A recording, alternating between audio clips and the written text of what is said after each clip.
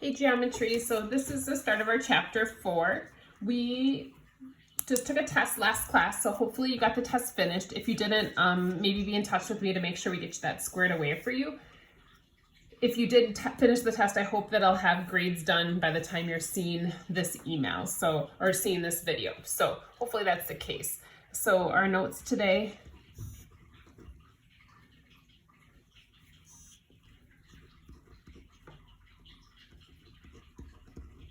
Should be the 13th, I think. Oh, tomorrow. Yeah. So we're going to try and find the measure of angle ABD.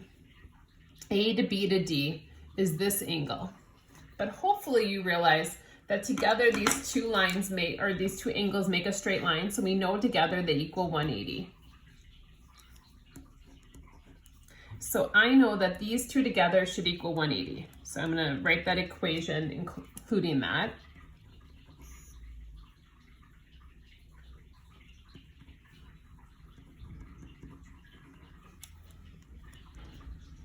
So I can combine my terms. So this will be 10q, and this will be a negative 40, negative 46 and 6.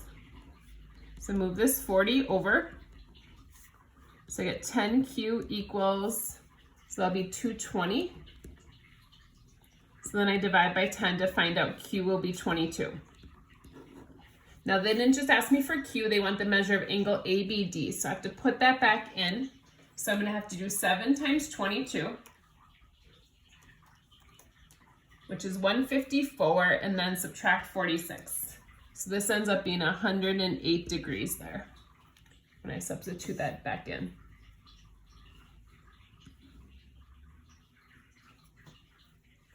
So just so you know, this video might end up being more than one video, just because if the video gets too long, it takes too long to upload at my house. So I tend to try to keep them down to 10 minutes. So if it needs to be more than one, I apologize. So we're talking about the different types of triangles today. And now we talked about angles before, but you can also classify triangles based off of their angles. And I'm hoping this is something you guys know already. Remember that acute is all the angles are less than 90 degrees. Keep grabbing that pen, but it's dying. So all the angles, all three must be less than 90 degrees. An equiangular triangle is 3 congruent acute angles. So if all the angles are the same, we're going to talk about the total measure here in a second. All three are going to be equal. Now the next one is one obtuse angle, so that one is more than 180. Or sorry, more than 90, but the other two are acute. So even though there's one angle that's obtuse, this one's more than 90, the other two have to be acute. And then finally this last one, the one right angle is exactly 90 degrees, but there's only one like that, and then the other two also have to be acute. So in a triangle, there's at least 2 acute angles in every triangle. It just depends if the third one is acute, right, or obtuse. Now, if it's 3 congruent acute angles, hopefully you guys learned at some point, it seems like my classes always tend to know this, that the sum of the angles always adds to 180 in a triangle.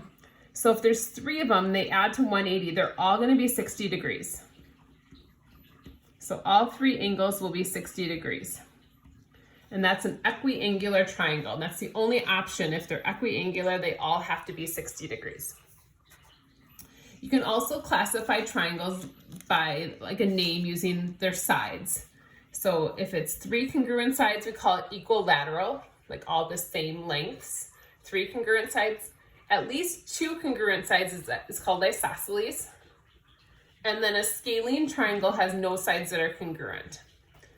Notice one of the things it says an equilateral triangle is a special kind of isosceles. So this book and some textbooks will define it as an equilateral is an isosceles triangle. It's just a special type. So we're going to be naming triangles based off of their angles and their sides today. So you'll have to do that as part of your homework.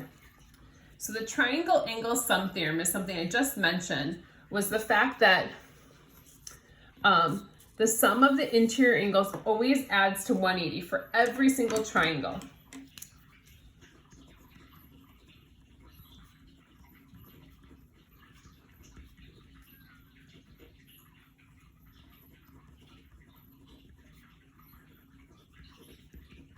So it doesn't matter what type of triangle it is, the interior angles are always going to add to 180. So angle 1 plus angle 2 plus angle 3 would always equal 180 in any triangle. So that's important to be aware of. And we'll use that a lot. And like I said, it's something I think you've heard of before, it just maybe haven't talked about for a while. Now we're going to use that along with the warm-up questions. So don't forget about linear angles or linear pairs. Also don't forget about vertical angles.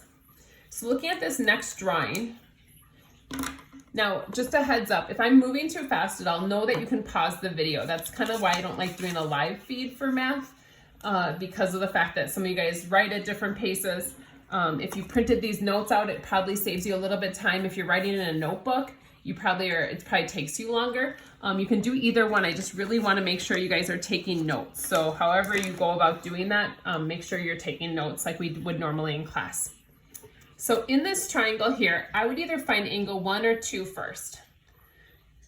Angle 1 jumps out at me because we've known how to do that for so long. 1 and 57 make a straight line, so they equal 180 degrees together. So angle 1 plus 57 should equal 180. So I can move that 57 over to figure out the measure of angle 1, which is going to be 123 degrees.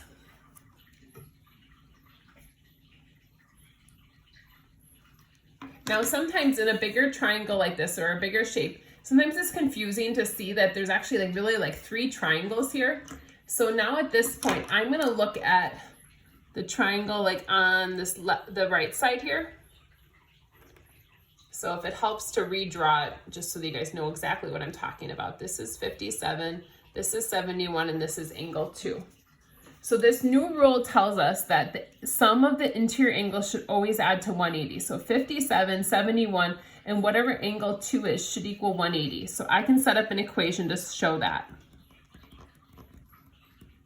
Just make sure you call it angle 2 and not just a 2, and then you're going to be really confused about, you can maybe even call angle 2 like an X or something. So 71 and 57 end up being 128.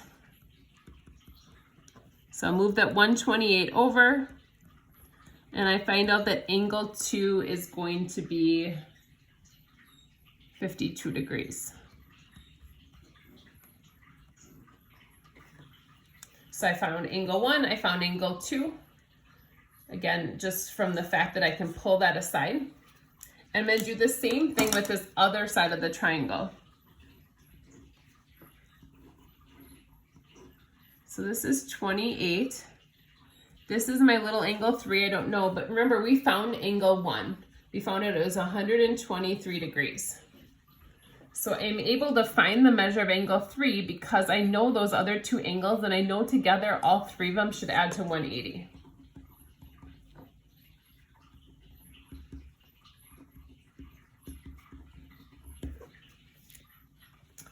So angle 3 plus, this would become 151, I believe.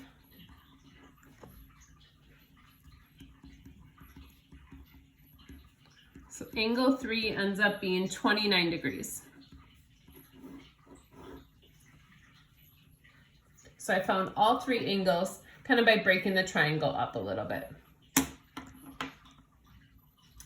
So this next one asks me to find the measures of angles A and C, but again, they don't give me all the information. So I'm going to find A and C, but I'm going to first find X. So if you look, I have these 2 I don't know, but this one I do know is 90. And again, I know the sum of the interior angles adds to 180. So I'm going to do 90 plus 2x plus x minus 6 should equal 180. So I'm going to find x first. So I get 3x, and then this will be 84. Goes, whoops, 180. Doing a little bit of algebra here. So So I get 3x equals 96 when I subtract those two. And I divide by 3, and I find out x is 32 degrees. Now I'm not done yet because all I found is x and they didn't ask for x. I want to take that and put it back in to figure out these other two angles. So this one is 2 times x, which we found was 32. So angle A is going to be 64 degrees. Oops, you don't see that, I don't think.